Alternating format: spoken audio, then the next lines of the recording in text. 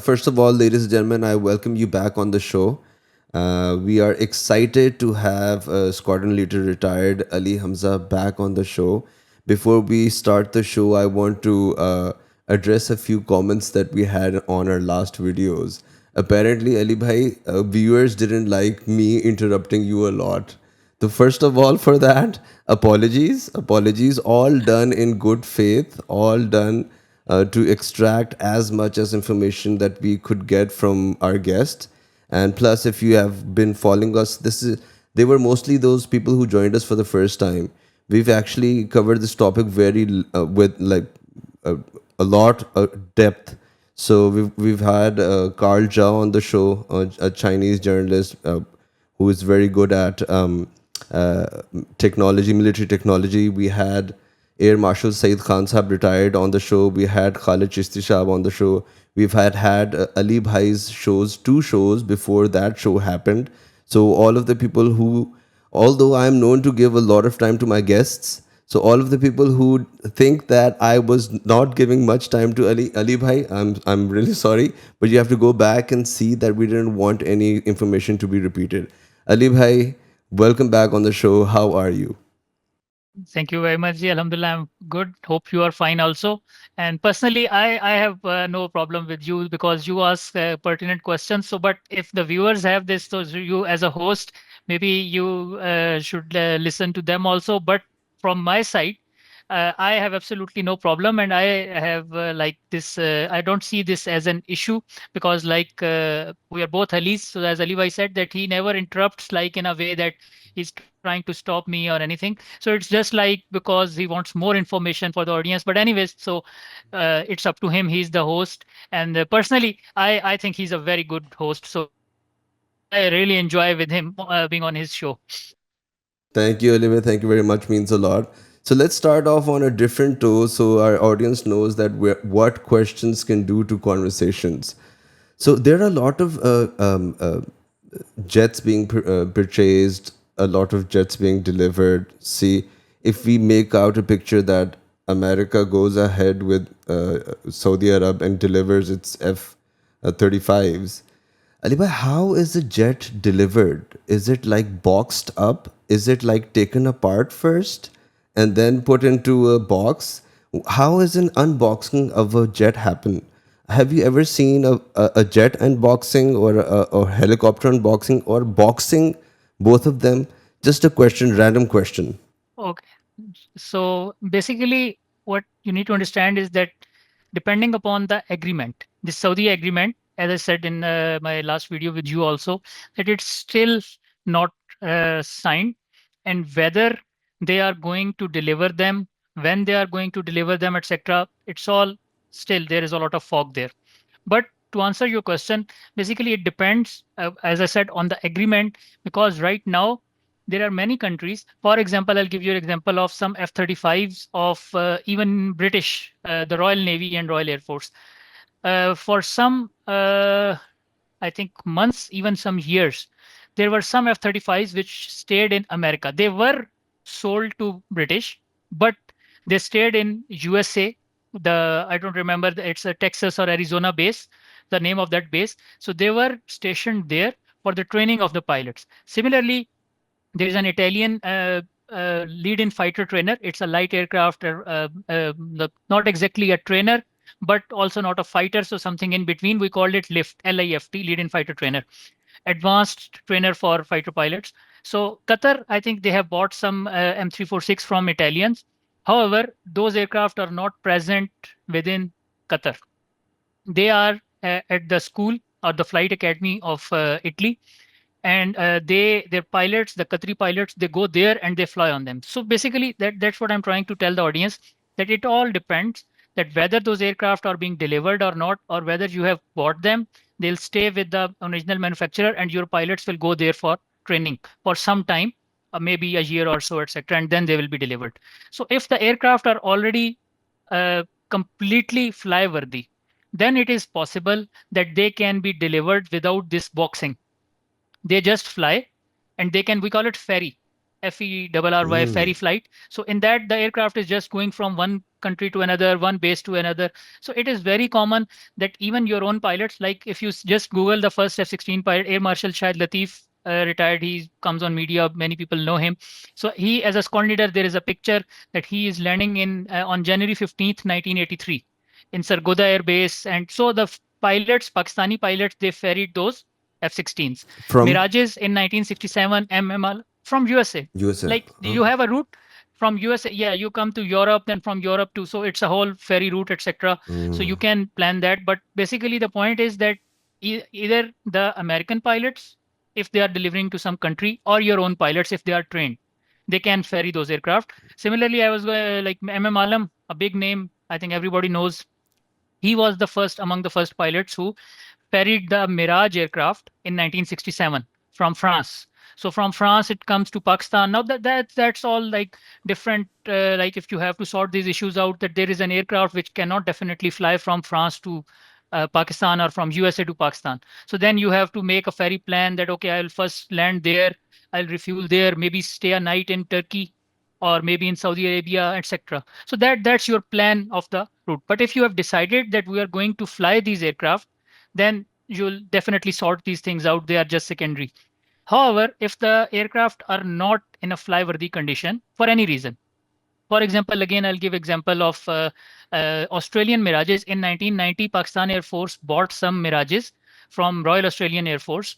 So those aircraft, they were like shipped in a ship. So they were like shipped from Australia to Karachi port, and then we brought them to our bases, and then they were made flyworthy, etc. Similarly, Lebanese Mirages, Libyan Mirages, Pakistan Air Force has bought a lot of Mirages from these countries. So that depends upon the flyworthy condition. If that is the case, then again you have two options. If you have boxed it, you generally you remove the wings. The wings are separate, and then the fuselage. Engine is separate, fuselage is separate, etc. So main thing is the biggest thing is that fuselage of the aircraft, body of the aircraft, that can be delivered in modern aeroplanes like aircraft, this C-17 Globemaster, C-5 Galaxy, Russian Antonov, huge aircraft. C-130 is a bit smaller, but these huge transport planes, they can carry fighter jets without the wings because the wings are quite wide. Or otherwise, lastly, as I have said, the sea route, right? The naval ships, they are the most ideal if you have to send some aircraft or wings, maybe. So you just pack them, not like a boxing of a mobile phone. Definitely, you have to meet some standards, and the manufacturer, he knows that very well. So they just pack it in a certain way, ship it to the country, and then on that port, their own people, maybe again if it is a part of the agreement, they are present there. Your air force is there, then the unloading happens. Then on trucks, big trucks, like we call them flatbed, a flatbed can carry a huge number of aircraft like fuselage, wings, engines, etc. So then they are carried to the base, military base, Pakistan Air Force base in Karachi. We have 4 bases, and mainly the port is only Karachi. But otherwise, if you decide to bring them in through the transport aircraft, then obviously they can land at Islamabad also, Lahore also, wherever you want them. So So that's basically just a simple point how you are going to get those aircraft. Generally, it is preferred that if they are flyworthy, you just get them ferried. directly flying and ferrying, yeah, ferry into your own base, So own base. when they ferry in into your own country, do they come in a line, or is there a special sort of a formation? Is it in a line or is it in a Yeah. triangle like we see? Like it's like the ceremony depends upon the ceremony. Like in March 2022, if you see the J-10C aircraft, induction of J-10C, now a very famous aircraft after this Operation Sindoor and Bunyanam Marsoos PL-15 J-10C. But in 2022, very few people, like generally people who are not interested in air power or these things, so they didn't know that Pakistan Air Force has bought a new jet fighter from this. China. China. So those aircraft were ferried, and then you see a water gun salute. Yeah. So any new commercial aircraft or any new fighter aircraft, once it's coming in, so there are two water bowsers standing around the taxi runway, and then they fire this water like like from one side and two sides. So it's like a fountain, kind of a fountain arch, and then the aircraft taxis beneath it. So that's called a water salute. So that water salute means that you are ceremony, and then you depends upon that if there is some ceremony, you'll just the jet and sea ceremony. It is available on YouTube. That I'm all the pilots they came. Yeah, Yeah, I'm actually yeah. talking about the international route. For example, they're flying over Europe somewhere. Are they going in a line? Are they going in a separate sort of a formation? What's going on? Basically, that again, as I said, that depends upon your planning that how many aircraft are coming. For example, it is preferable that you bring in 2, 4 aircraft, like 8, 10, 12 aircraft, long formations, they are not preferable. So generally, we, as I said, that I think in our last video also, that the big packages, 10, 12, 14, 16, 18, they are quite rare. They are just for maybe air shows or in war. Generally, two ship is your element or four ship. So the four ship is ideal. Basically, you fly four aircraft, and now the formation, it is like we call it wingman formation. So there is a leader, then number two, then number three, then number four. Or if you are only lead and two, it is like leader and number two. So that's like kind of a wingman formation around 1.5 nautical mile, 30-degree off. So that is your general formation for ferrying.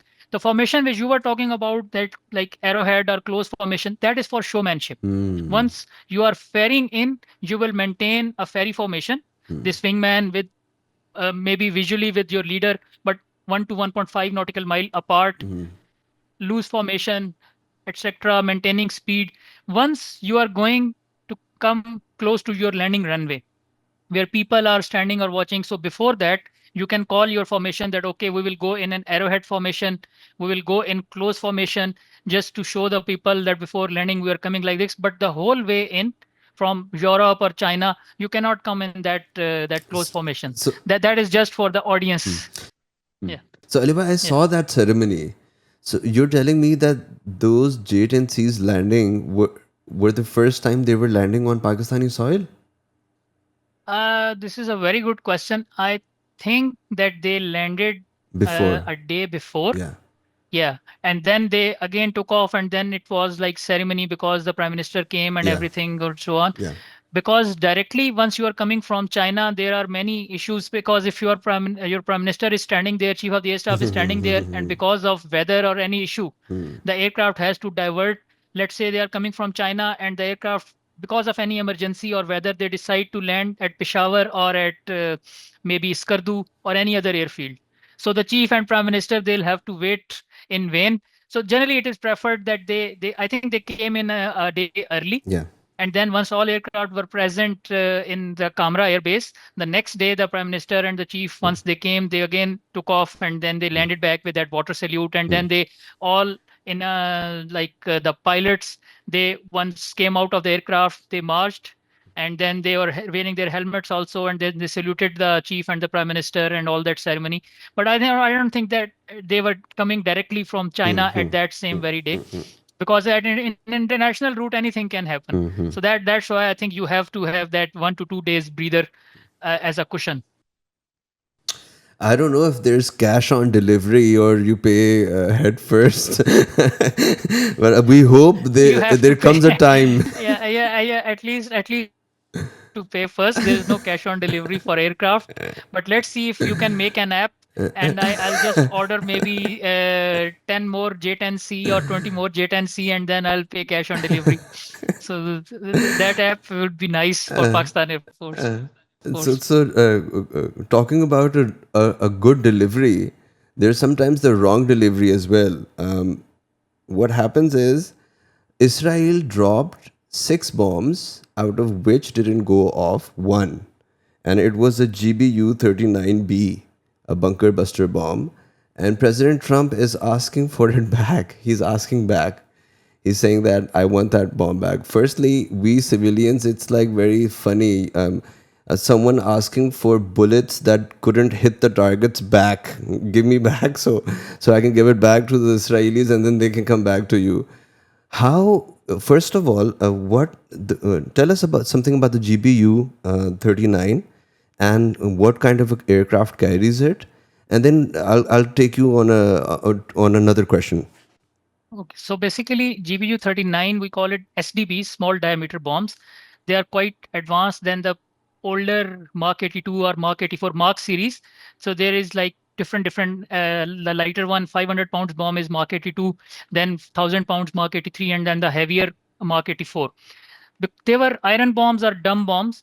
They were not guided, and it was very difficult to exactly hit the target with them. There was a lot of collateral damage also, the targets missed, etc. So the bombs, they shifted to PGMs, precision guided munitions. Now you have laser guidance, you have JDAM kits, joint direct attack munition, which is guided by GPS also. Then there is the issue of wind also in unguided, because the wind carries the bombs away from the target. So it's very difficult for the pilot to hit them. So these bombs, this GBU 39 STBs, there are other also GBU kits.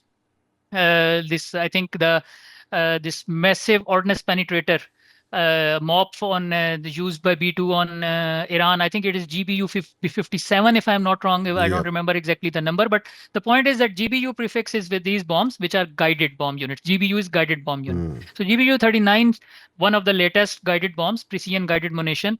As I said, SDB, small diameter bombs, and they are very, very accurate and deadly, and they are carried by the American aircraft. And because Israel Air Force, they all the three fighter aircraft they use, F-15, F-16, and F-35, they are all US made. So it's no big deal. They can carry it on F-16 and F-15, but F-15 being a heavier aircraft, bigger aircraft than F-16.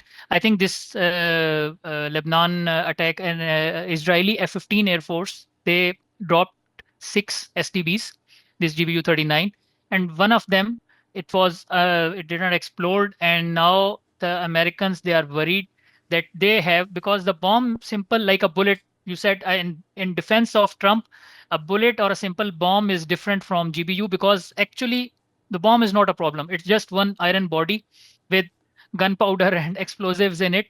So IEDs and all that bullets, they can be made by anybody. The problem is that kit, the guidance kit over it. So basically, the bomb did not explode. Once the bomb explodes, the kit and the that all that technology and all that circuits and integrated ICs, etc., and that is destroyed.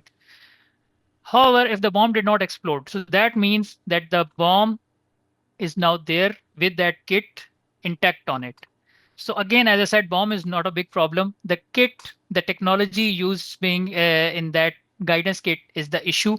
If you can reverse engineer it, you can get to the next level of these precision guided munitions. So like this Lebanon, the Hezbollah and Iran, and they have all that their own this relationships.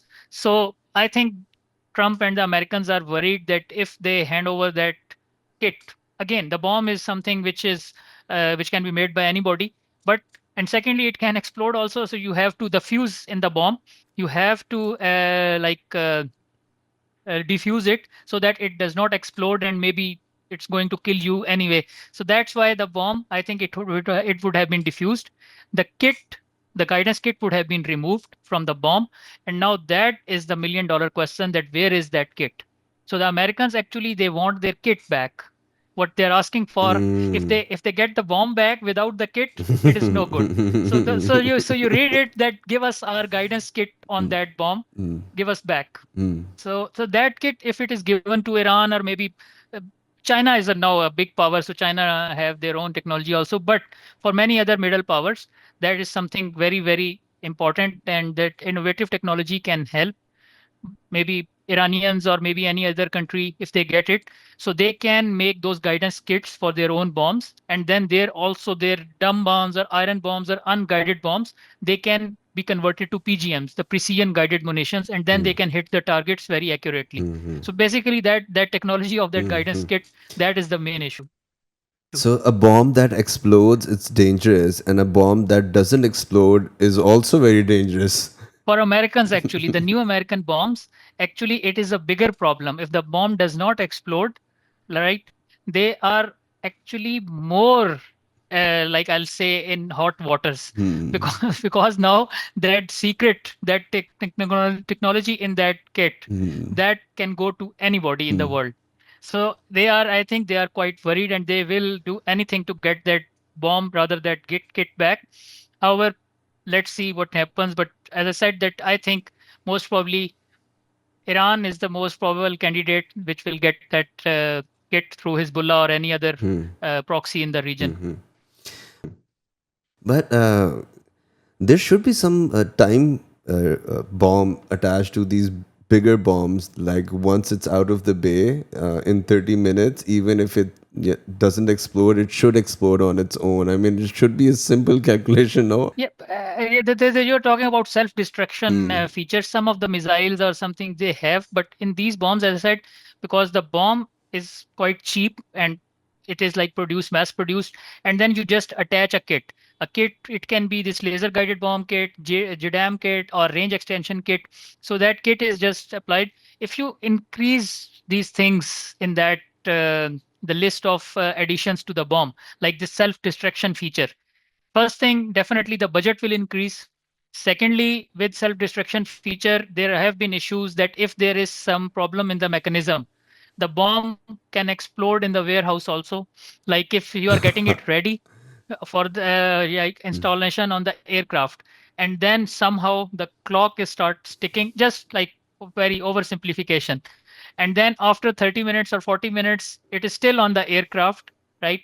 And it think because there are like weight on wheel switch, for example, we have a switch in the aircraft, weight on wheel, which tells the aircraft that whether you are on the ground or now you are in the air. Similarly, like you said, that the bomb will know that whether it is attached to the aircraft, whether it is sitting in a warehouse, or whether it has been fired by the pilot. But as I said, that the more mechanisms you add, the point of failure, the chance increases.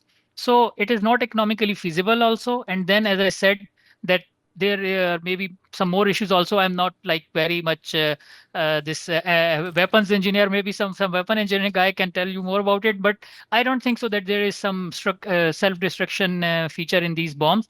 There more we see this in missiles, maybe air-to-air missiles, surface-to-air missiles, etc. A bit more sophisticated technology. So they have this self-destruction feature that after this time it will just self-destroy. One last question on this topic. How often does this happen? I've read a lot of incidents, I've seen a lot of incidents where pilots have fired their shot and either the missile didn't go off or the when the bomb landed it didn't explode. How often does this happen?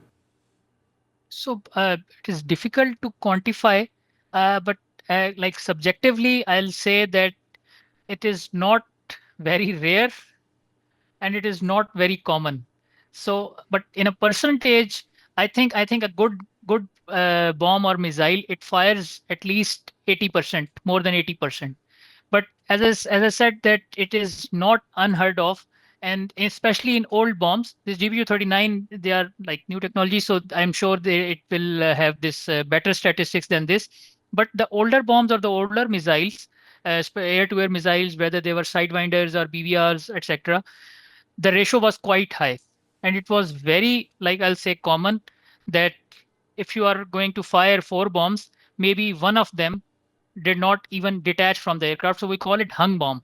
So you are coming back, you were going to the range, you were firing four bombs. Like after maybe three bombs, fourth bomb is hung bomb. So the pilots, they know this, they practice for this emergency, they have some steps. So the hung bomb procedure is already in the book for the range also, for the pilot, for the base also. So he just have to give call, okay, hung bomb. Hung bomb means that there is a bomb which has not detached from the aircraft.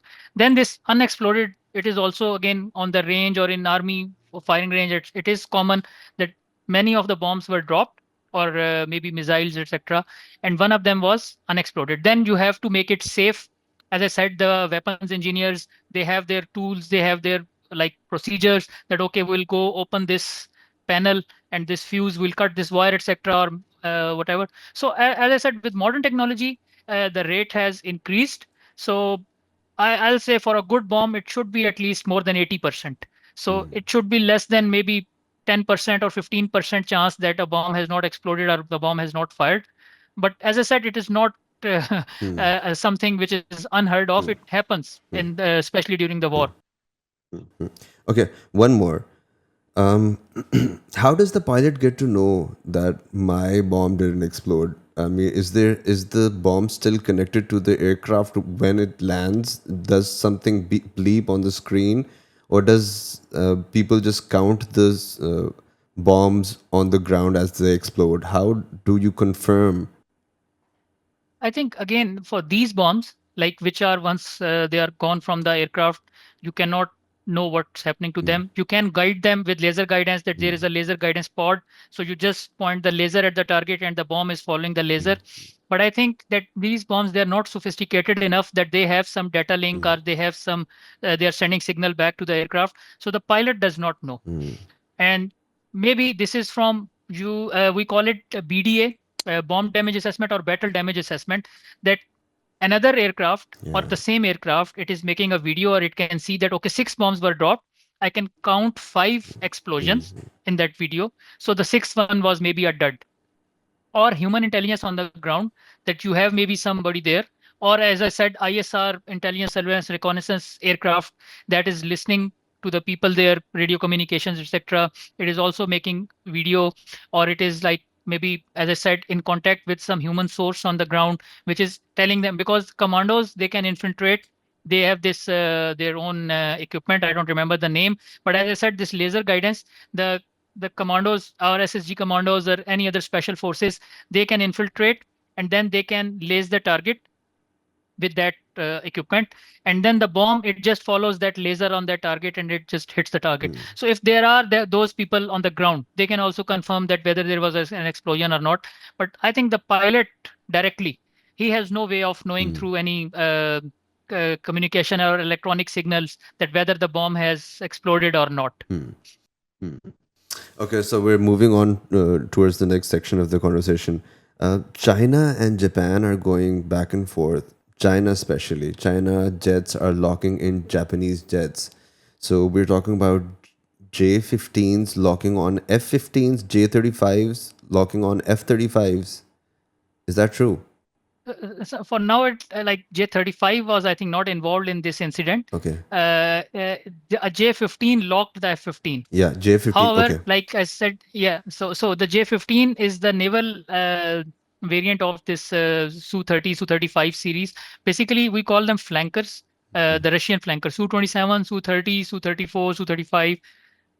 The Chinese, they bought them from Russia, Su-27, Su-30s, and then 24 Su-35. And then they have made their own this naval and air force variants. I think the naval variant is Su-33, which has been made into Chinese J-15, and the Su-35 has been made to Chinese J-16. So for this incident, I think the naval J-15, the Chinese flanker, it locked this F-15, which Mm, was same aircraft we were talking about, the mm, Israel mm, Israeli Air mm. Force, this which dropped the bomb.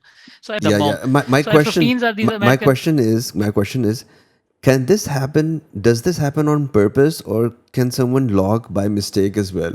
I mean, with your geopolitical It hat actually, and with your fighter pilot hat, can this happen accidentally, or is this doing it on this is purpose? a signal. Yeah, this is a signal from China, basically, that stay out of East China Sea and South China Sea, because we like the for the Generation Z audience, I have just learned this terminology from them. The flexing, he's just like Flexing, yeah. for a flex. So basically, yeah. So the Chinese, this was a flex by China, because you see, before that, the Chinese, this PLA Air Force, PLAAF, their equipment maybe 15, 20 years back, it was not at par. We discussed it also in Indo-Pak scenario also, that the Indians, they have Russian and Western equipment, Rafales, and the Pakistani J-15s, sorry, J-10s, they are Chinese with PL-15 missiles. So basically, before 7th May, the whole world, they were like, Chinese equipment is below par and all that and etc. So before this J-15 and the aircraft carrier, China has now three aircraft carriers. Japanese Air Force with F-35, F-15, F-2. There is F-6. F-2 is basically a bigger F-16. It looks like F-16, but it is bigger than that. And the Mitsubishi, the Japanese, they have made it a new aircraft. So the shape is just like F-16, but the size is bigger and it has active ESA radar. So F-2, again, very capable aircraft, F-15s, F-35s, all that. So maybe 10, 15 years back, if we would have compared, we would have said that, okay, Japanese Air Force, very advanced and all that.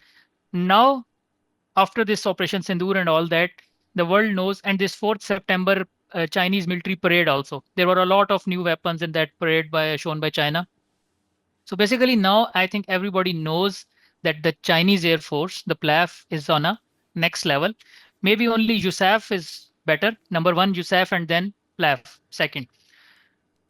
Now they are doing these things to tell the world practically that okay, you have been listening that China has risen. It's not rising. I think it has risen quite enough.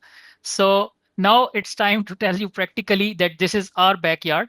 There are some in East China Sea. Those islands are, I think, Senkaku Islands, which actually Japan claims that it's their territory. China claims that it's theirs. So basically, not till now, but maybe someday if the Chinese they land on those islands, that will be like violation of the sovereignty and territorial integrity of Japan. So people often say that US China will not happen, Taiwan will be peaceful, the solution will be found peacefully, etc. And I say that Taiwan is the least volatile flashpoint of three. The East China Sea with Japan and South Korea on these islands, in South China Sea, apart from Taiwan, Senkaku Islands, and that nine dash line, and the territorial water issues with Philippines, and all these are like excellent allies of USA. Philippines, Yeah. South Korea, Japan, they are completely in the camp of USA. So if anything happens between China, Japan, USA, maybe they'll have to involve. So the point, it's like maybe I'm getting ahead of myself. For now, it was just a lock that okay, we have the capability, and they have shown that F-15 and J-15.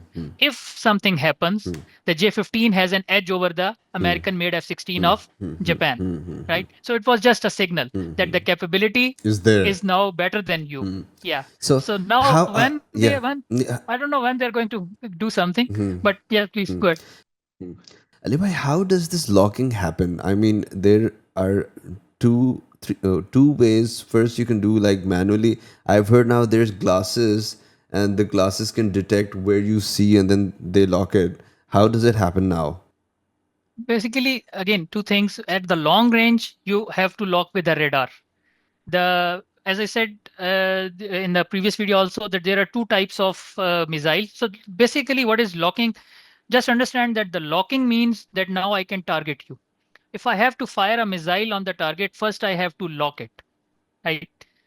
So lock means that if I have locked you, I can also shoot you. At that range, if I have that BVR, I have locked you and now I am ready. If I want, I can shoot you. At that PL-15 or PL-7, PL-17 is still not operational, but let's say just PL-15 BVR. So that's why it's a big issue, because locking means actually it's practically a threat. It's not that you have done something by mistake, or you are maybe trying to give a friendly handshake or anything. So the locking the aircraft means that actually I am threatening you that stay away from this place. It is not your area. Now maybe East China Sea or South China Sea belongs to me. So When does lock the adversary pilot get to know while it's being locked or when it's locked? basically, as I said, in radar, there are two, three different terminologies, and RWR, radar warning receiver. So we call it spike or chirp. So once the radar is painting me, the chirp is different. The spike, like it is telling me that, okay, there is some radar which can see you, but it is not targeting you.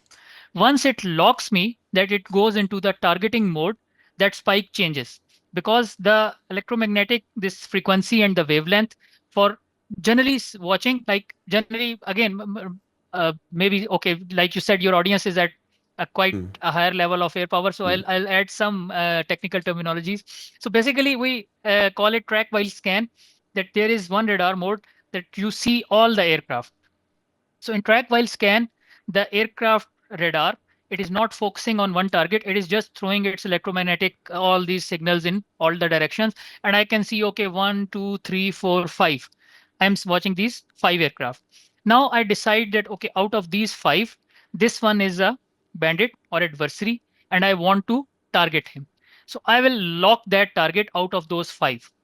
Now, for all those four, before this, all five were getting that spike that, okay, some radar is watching us, but no problem, no big deal. Now, all those four will stay that, okay, fine, he's just watching us, but that one which has been targeted, the pilot will be alarmed because his spike will change. Now he is being focused. There is more electromagnetic energy on his aircraft. And now if I want, I can shoot him. Not that I'm going to shoot him, but the targeting means. So basically, in both ways, to answer your question, that before locking, pilot knows that okay, some radar is watching me, but that is very common. You can fly anywhere, and maybe you are getting spikes, etc. There is a ship going by. It has its own radar. Maybe you are flying close to your own home base. There is a radar. Then maybe there is some international airport. There is a radar, etc. So that being painted by radars is no big deal. But targeting is something else, and the pilot exactly knows that now I am being targeted. And so locking has, again, as I said, like you said, that can you do it through your helmet, that JHMX, we call it joint helmet mounted queuing sight. So JHMCS, JHMX for short. That is only at short ranges and for infrared IR, heat seeking missiles. At these ranges, beyond visual ranges, 100 kilometer, 200 kilometer, more than 200 kilometer, the JMX or the infrared, it cannot work. It does not have that much range. So at that range, definitely you are going to lock with your radar only, not with your JMX or your IR sensors. And then if you are going to shoot, I'm not saying that China will shoot Japanese aircraft, but just like in Pakistan, India's case, if you have locked it at 200 kilometers, you will have to fire a BVR, beyond visual range missile, which will again go on this radar, etc. If you have to fire that infrared, its range is maximum 20 nautical mile, less than 20 nautical mile. So it generally comes in within visual range, 10, 15 miles maximum, or what we call dogfight, close range fight.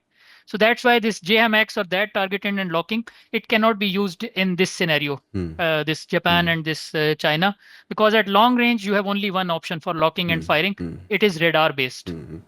Okay, so can the adversary pilots talk to each other? If you are on the same frequency, like the radio frequencies are different and they are actually confidential, secret. Yeah. So this Japanese aircraft, it would have been some other frequency, and the Chinese aircraft PLAAF, it would have been some other. But there is a guard So this is the to only way of communication, getting locked. That's the final communique.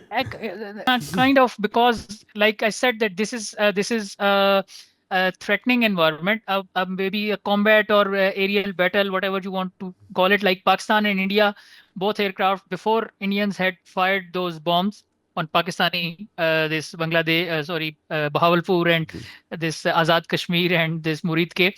So they were locking each other, but they were not talking to each other, obviously, but they have locked each other. So once the weapons were free, that okay, Indians have fired bombs and now you can shoot. So now we were shooting them and they were trying to shoot us, obviously. They couldn't get a shot because they were outranged by PL-15.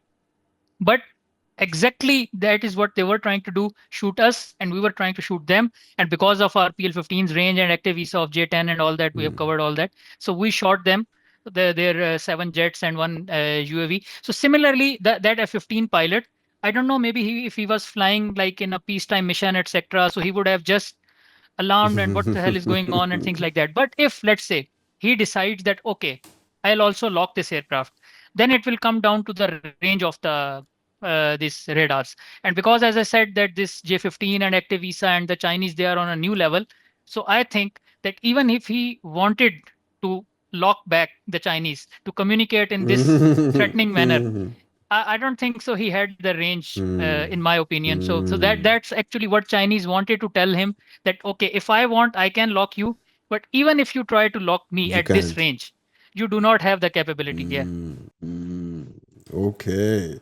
So there are underlining messages under a lot of acts as well, na? That is actually, that is the whole message of this incident, that the Chinese, they have told the Japanese, the Koreans, the Americans, whole Western world, that this is our backyard, South China Sea and East China Sea. So if something happens, I have the capability, but you don't.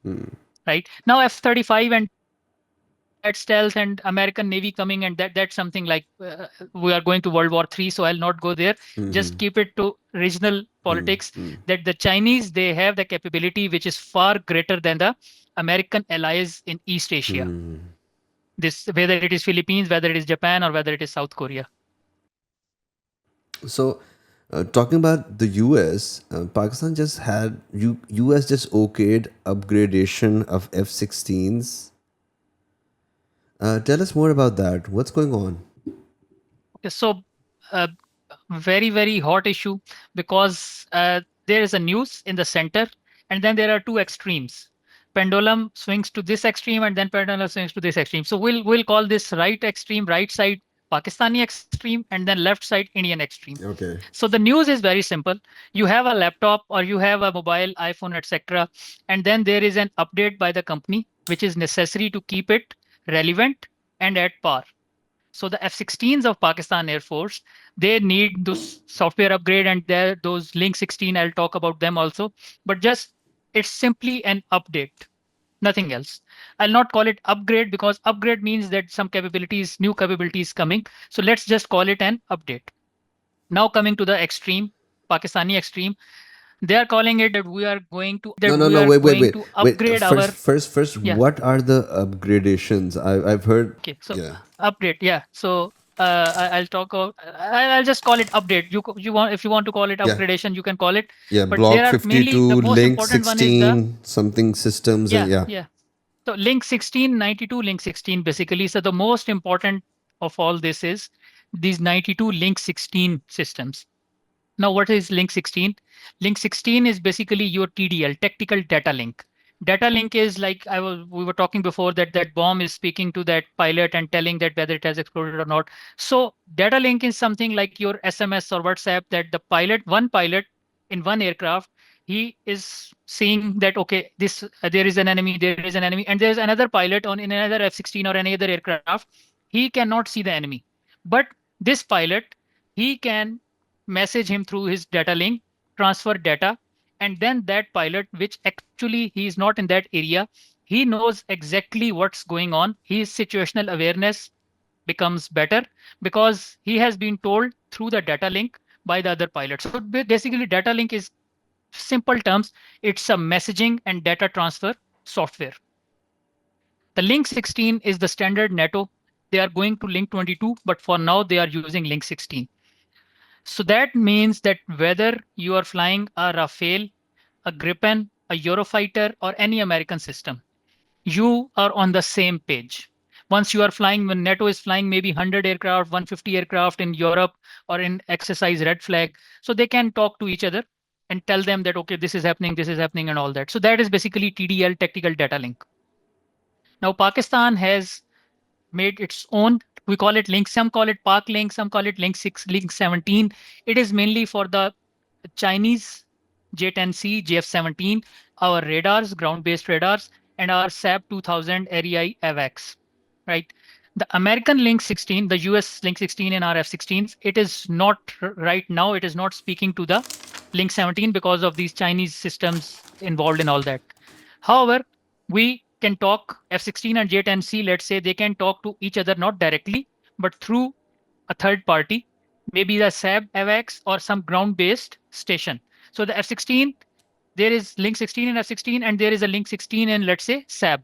So F-16 will message his picture situational awareness to SAB through link 16, and then transfer, because SAB has both open channels, link 16 also, link 17 also. So he can, then SAB pilot, he can deliver that message to J10C through link 17. So SAB, J10C, JF17, all the SAMs, HQ9, HQ16, radars, they are talking directly. But for F16, you want to talk indirectly because we do not have the source code because of that NATO and all that. Now, if you have any question on that, so, No, or no. Let's. maybe I think that has been clear. What Okay, other? so What yeah, other? What so other things yeah, are? so What other features were there in the new? they are all related to Link 16 mainly. So that's Okay. why I wanted So to this. actually focus Okay. on Link So 6, this makes focus on sense. Link This 16. actually makes sense of what Pakistani side is saying. But let's now continue towards the news. Let's first swing towards the Pakistani side, and then we'll swing towards the. No, yeah, actually, it does not make for some of the Pakistani news also, Okay. but I'll just tell you why it doesn't make sense. So now the thing is that Link 16, as I said, you need your Windows upgrade, you need your iOS, Android software upgrade. So the Link 16 needs upgradation for better encryption. So the enemy cannot jam it, or enemy cannot hack it or break it, right? So the safety and security of the system depends on these upgrades. Now these upgrades, I don't know, I'm not an engineer, so there are some MIDL terminals and then JADS, some joint something radios, that's JR something. I don't exactly understand these things myself, but what I understand is that they are very important for keeping this software of these systems relevant and up to date. So the main thing is this 92 link 16s. Then there are six Mark 84 bombs, which we were talking before. They're inert bodies for testing, because you need six bombs, even if they were not inert. Six bombs are not enough to fight. So basically, those inert Mark 84 bodies are for evaluation. That with new softwares, you'll install them on the aircraft, and Okay. then maybe if there is some tweaking and Hmm. coding and all that. So after the evaluation, you can use actual bombs also. So 92 Link 16s latest, six Mark 84, these inert bodies of bombs. Then there is advanced IFF, identification of friend or foe. So that system, IFF, is very, very important because it tells you that this is a friend or a foe. So if I have that system and I am just like transmitting my IFF code, and the other aircraft will know that, okay, this lock which I got, it is not an enemy and I cannot shoot him because he's transmitting this IFF code. So that advanced IFF, we already have IFF link 16 and all this, but these are the advanced variants up to date. Then there is some encryption key loaders, because you have those encryption keys. So to load them into aircraft, missile adapters, etc., training, publications. So as I said, this is a sustainment and support package. And Pakistan Air Force was asking for it since 2021. So for the last 4 or 5 years, we were asking for this, that we need these things to keep our F-16s up to date against Indian Air Force, because except Rafale, all other aircraft of Indian Air Force, 400 to 500 aircraft, Su-30 MKIs, MiG-29, Mirage 2000, Jaguar, Tejas, F-16 is better than them in range also of BVR, AIM-120C-5, and in this radar and all these softwares also. So if you do not update these softwares, maybe 4 or 5 years down the line, your F-16 fleet was going to become below par than maybe their Su-30 MKI also.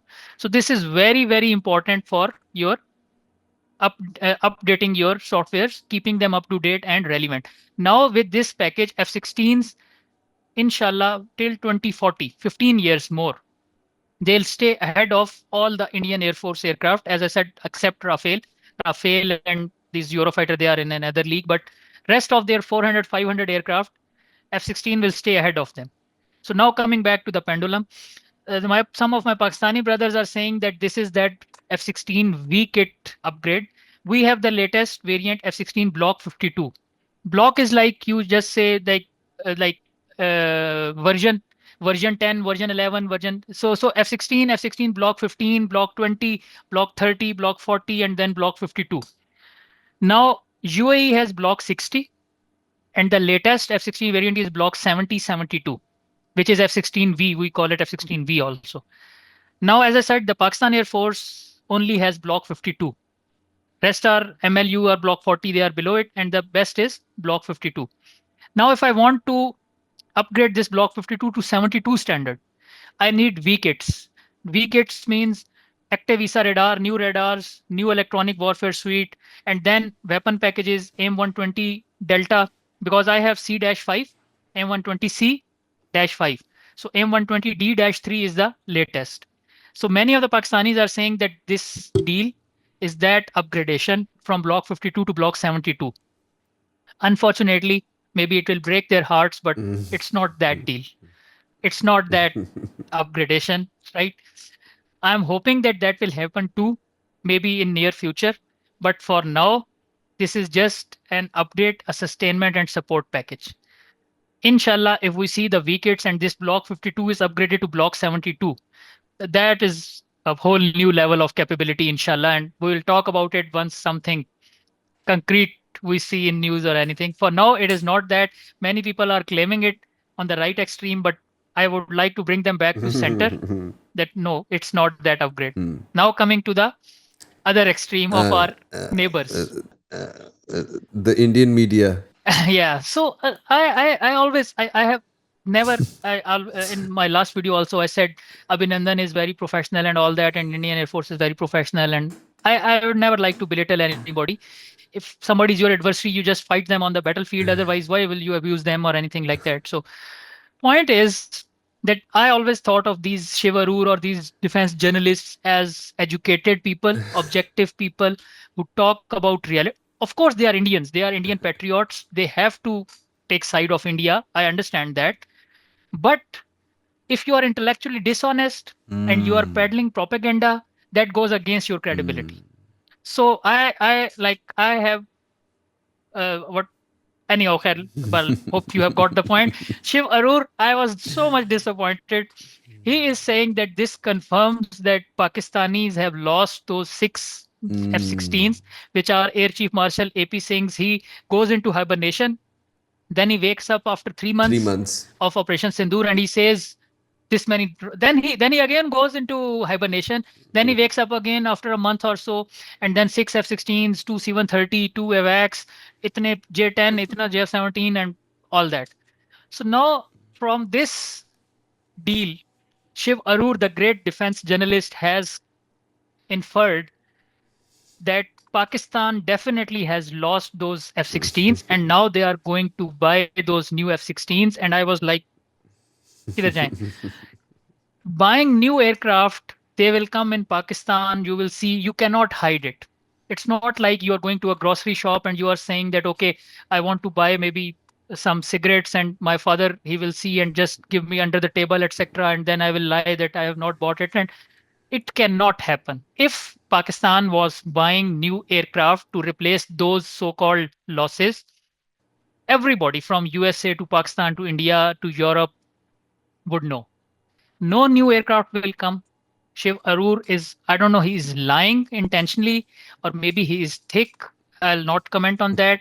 But that this extreme, that yes, this deal proves that Pakistan is buying new F-16 to replace those losses. Indians like gave you on, I think 7th or 10th, Hmm. whatever. Hmm. So I don't even remember the date, but the point is that Pakistan Air Force Alhamdulillah lost no aircraft, no strategic asset. This is not buying new jets. It is just, as I said, for 4 years we were trying to get this sustainment and update package. Finally, again, thank you, India. You did that Operation Sindoor. Pakistan's geopolitical stature, Alhamdulillah, it has grown so much since May that we are getting whatever we want from USA. We are getting whatever we want from China. Russia is meeting with our prime minister. So before May, maybe Pakistan was not in the good books of USA or geopolitically, whatever. But since 7th May, now everybody is giving us what we wanted, because this is astonishing actually that for 4 years, 4 years, I'm asking for these things and I'm not getting them for whatever reason, political, military, whatever. Joe Biden was not giving me, then Trump was not giving me. And then something happens in May. India says that we destroyed Pakistan, whatever, etc. And you have been blocking my sustainment package for 4 years, and suddenly Trump says, okay, yes, give it to Pakistan. And there was also 300 something million dollar before also. So overall it comes to close to $1 billion. It's just for the sustainment and all that, but it shows the importance of your as I said, Pakistan's standing in the geopolitical arena, that now we have gained respect. Unfortunately, for my peace loving brothers and sisters, this is a harsh world, realist world. The world only respects hard power. So once you were talking about that we are fighting terrorism and all that, nobody was bothered. Once you have thrashed Indian Air Force, now everybody respects you because of your hard power. So that is why we're getting this deal. We are getting Pakistan this has deal. It been has nothing to do with upgrades. Pakistan Yeah. has been rock climbing after operation that operation that they Alhamdulillah. did. I mean, this has That's to why be I the said thank best you, India. days. Yeah. Yeah. That's why I'm saying thank you, India, because actually what you did on 7th May, I don't know how much it helped India or Indian people or Indian government, but Alhamdulillah, it has helped Pakistan a lot militarily, politically, economically, our defense pact with Saudi Arabia, our R&D, everything. So I am like I said that my heart goes out for the people who lost their lives. Whether they were children, they were women, there were soldiers also. So the loss of life is absolutely sad and tragic. But overall, the damage we inflicted on India, S-400 jets, etc. And what they did to us, there were some hits, as I said before. We have talked about it in Bholari, in Jacobabad, in Sargodha also. Every way, in every metric, pound per pound, Alhamdulillah, Pakistan has been better off than India. And that's why, again, thank you, India. So I'm very So let's I'm clarify very just happy for one now. more voice on the internet on X. People are still saying that these upgradations are not new jets; they're just damaged jets which are getting an overall once again. Okay, so again, there is a whole list like we have covered. Link 16, and this other, the IFF and all these things, they cannot, if the dead jet was damaged, you will need parts on the airframe. If the wings are damaged, if the tail is damaged, if the engine is damaged, if the radar is damaged, you will need those replacement parts to upgrade those jets, which were supposedly damaged by India. It is not possible that you are buying 92 Link 16 to maybe improve your 6 or 7 damaged jets. How is this going to help me? Now, what Indians will say, I'll just, because whenever I say this in 2019 also, that Americans have confirmed that Pakistan has not lost any F-16. Abhinandan did not shoot F-16. That was a lie by India. Again, kudos to him. He has not ever. Because if he had actually shot down an F-16 flying a MiG-21, man, there are like, I must say, not if like thousands, hundreds of uh, hosts like you from India and around the world would have called him, and at least, or if not unofficially, officially Indian Air Force and NDTV and all that, they would have made him a hero.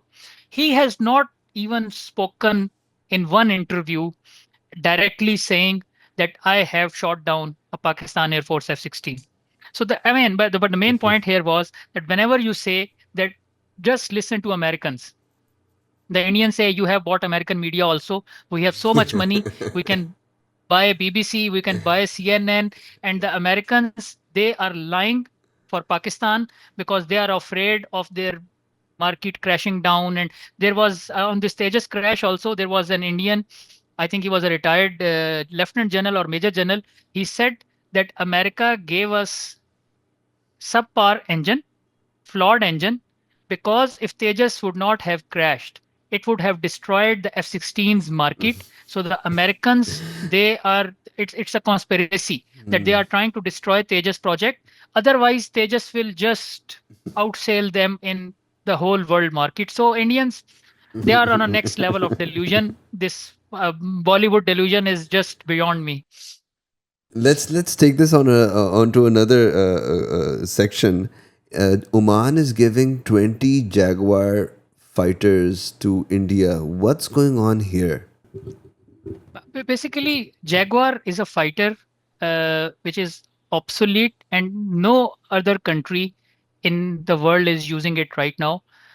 Before that, also, Indians, they got some Jaguars from France and I think UK also, because I think there were only 4 countries which were using this aircraft.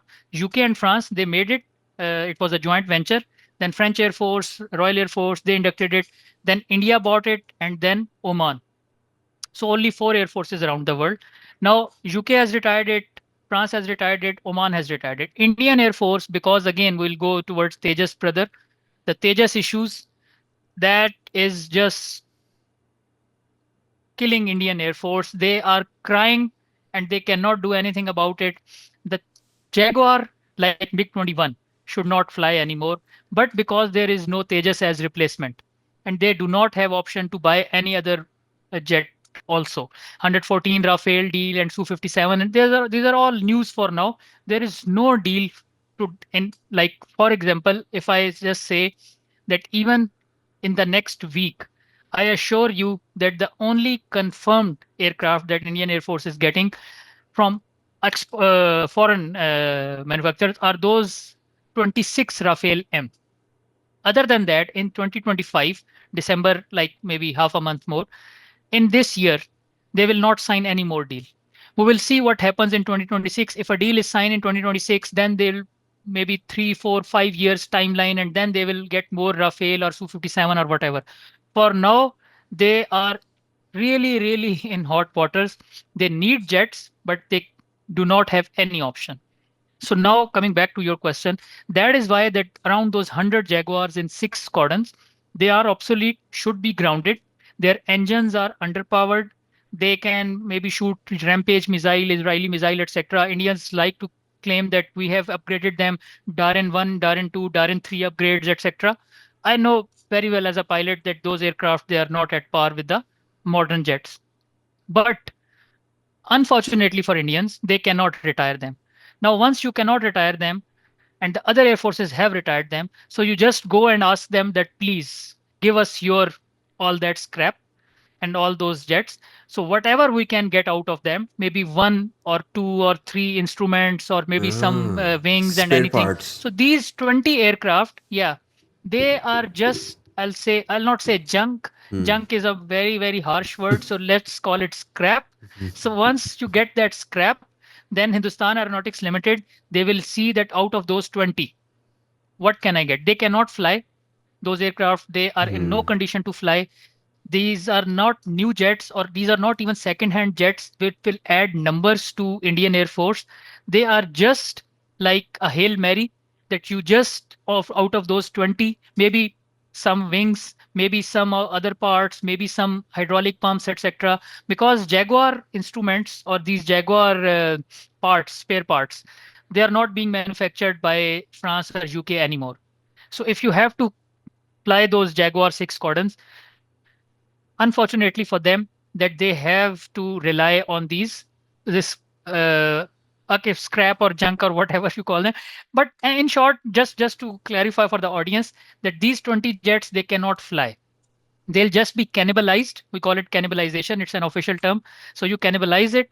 You just to take out whatever you can. Then you just send them to the scrap yard. Hmm. You can maybe use them for any other purpose. I don't know about that. That what's the status of those aircraft. But this, I am 100% sure that they are not fly worthy, Hmm. and they'll just maybe help 1 to 2%, 3% for keeping that Jaguar fleet, obsolete old Jaguar fleet of Indian Air Force. Hmm. Maybe it can help them a bit, little bit, not more than that. Hmm. Hmm. Okay, Alibhai, we've arrived to the last part of our conversation. Around the world, it's been a historical event. Turkish drone shooting a beyond visual range missile and getting on target, and also the Americans did the same. I believe. I saw your video. Very nicely explained. I just walk us through what happened. How is this historic? So basically, the Americans and Australians, that Ghost Bat is late to the party, because forever now, the first stealth drone, jet powered stealth drone to shoot a BVR. Now, this medal has already been won by the Turkish drone Turkish. Kizil Elma. So, yeah, so Ghost Bat is late to the party, as I said. But however, just talking about the capabilities. So basically, the drones or unmanned aircraft, the official term is UAS. We call them UAVs, unmanned aerial vehicles, then UAS, unmanned aircraft systems. Now, the drone term, it's more of a nebulous term. It's an umbrella term, because from drone, you can understand that small quadcopter, the first person Hmm. view, like even video games, the racer drones, and from them to that UAS, that big aircraft size drone. We just call them drones, and so there are technical terminologies: FPV, first person view, quadcopter, and then UCAVs, unmanned combat aerial vehicle, UAV, UAS, etc.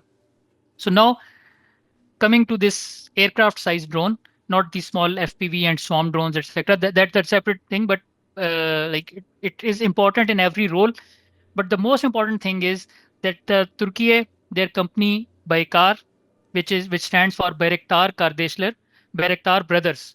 So the two true brothers, Saljuk Bayraktar and Haluk Bayraktar. Haluk Bayraktar is the CEO who just recently said that Pakistan is our brotherly country and we will prioritize them, and that's why we will never sell our drones to India.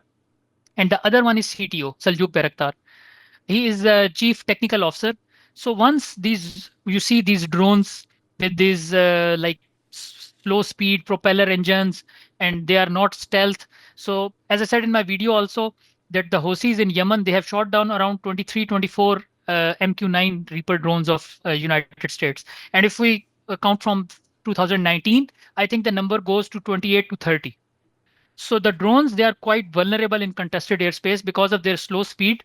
They cannot pull many Gs. They cannot outmaneuver the incoming surface-to-air missiles, etc. So they can be very easily shot down. So they have advantages, but I just want to keep the audience this point of vulnerability in mind because of these two issues.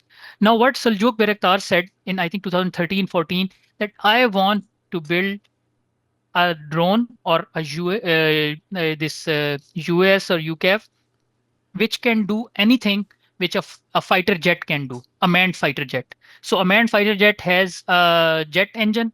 So he put a jet engine in this Kizil Elma drone, the red Oh. apple. Kizil Elma means red apple. Then they can carry BVRs. So he wants to put a BVR on this. It has never done before.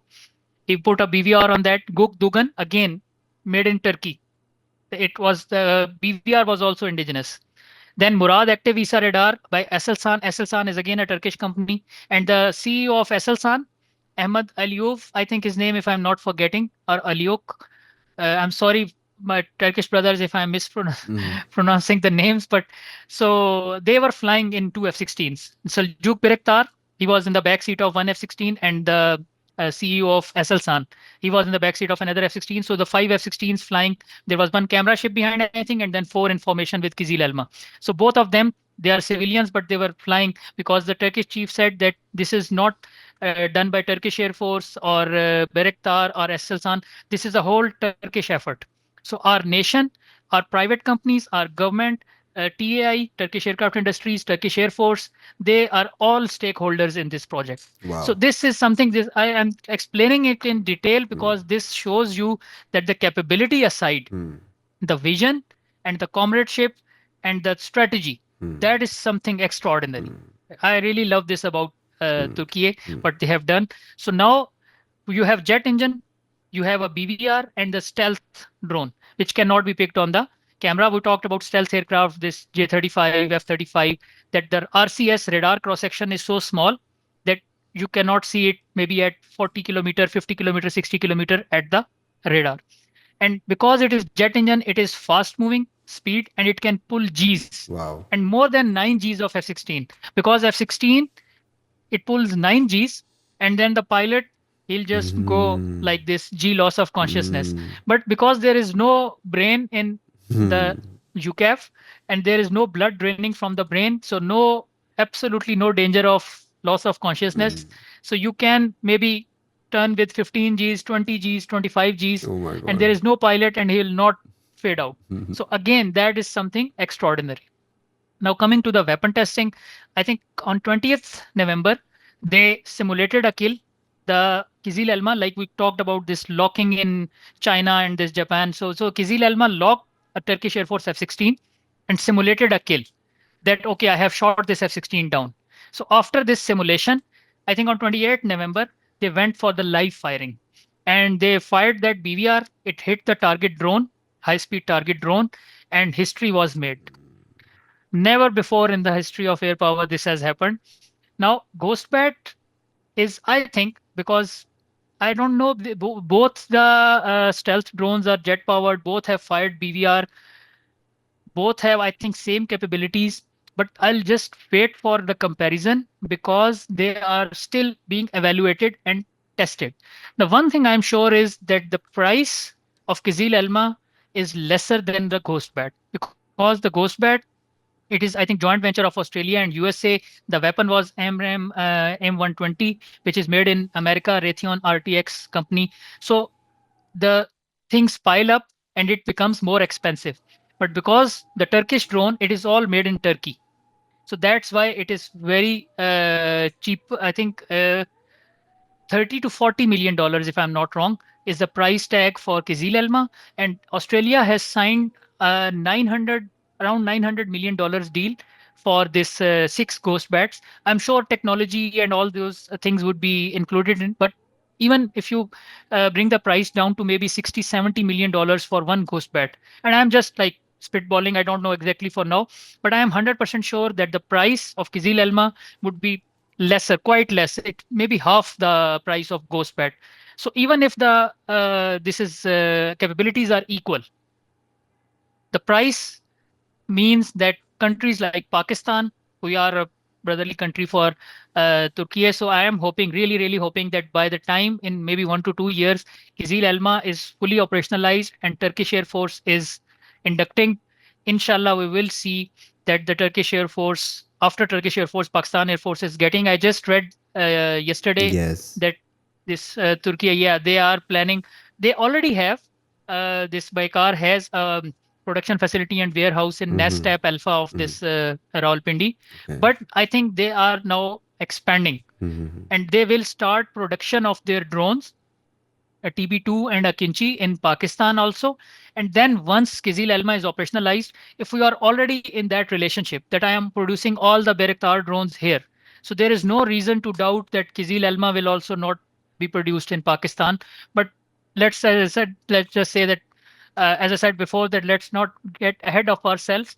It is a historic moment. Congratulations to Turkey. And this, as I said, history has been made. Inshallah, in 1 to 2 years, it will be completely operationalized, and then there will be maybe production in Turkey and Pakistan at the same time. And Pakistan Air Force will also, inshallah, induct it in numbers. And then we will talk about this also, that how it will change the balance of power in the region, Yeah. because the Indians, they are far, far behind in inducting any manned or unmanned stealth jet powered Mm. aircraft. Mm. Mm. So this is how does it like work?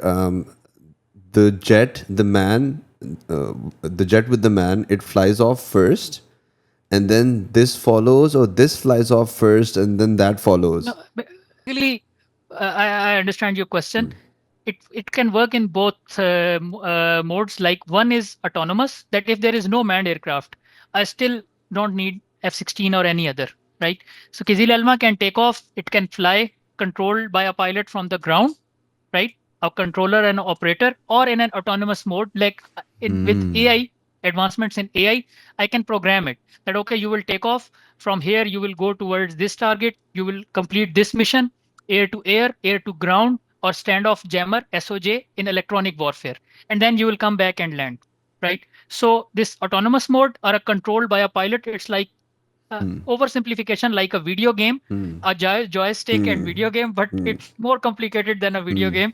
So but that's how the Americans, like an operator is sitting in California and he has a screen, and the MQ-9 Reaper is flying over Afghanistan or Iraq, or Yeah, we've there seen is a those. movie of so Body of Lies, I think it was Leonardo DiCaprio and Russell Crowe and all many other movies also.